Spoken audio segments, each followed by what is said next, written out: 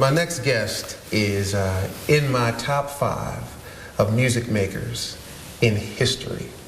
And so glad he's back and so glad he's stopped by and have a little chat. Ladies and gentlemen, welcome debarge to the Brian McKnight Show. Oh man, it is, we've been back talking probably a couple of months now, but man, I tell you, seeing you doing well, seeing you back thinking musically and doing the things you're doing, it really warms my heart to have you back, man. Thank you, Brian. Thanks for having me. But before we get into all the present, let's go back. I want to take you back to the 80s. Okay. When I first became familiar. You know, your brothers were in Switch.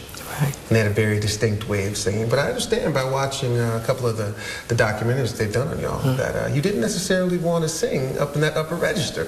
Right. Because it was very much like your brother. I guess it was Bobby.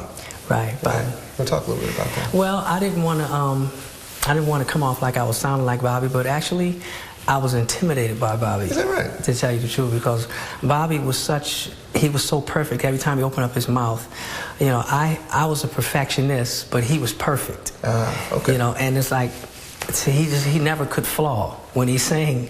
And so I'm in there like, you know, okay, let me do it again. Now I'm going to do it till I get it right. But it's like every time he opened up his mouth, it was always right the first time. And it sounded so good and it felt so good. And I was like, and he was my mentor, and he was the one that was teaching me and trying to bring me out of my shell. Well, it's good to get that encouragement. You know, everything pretty much that I've done, it's been solo.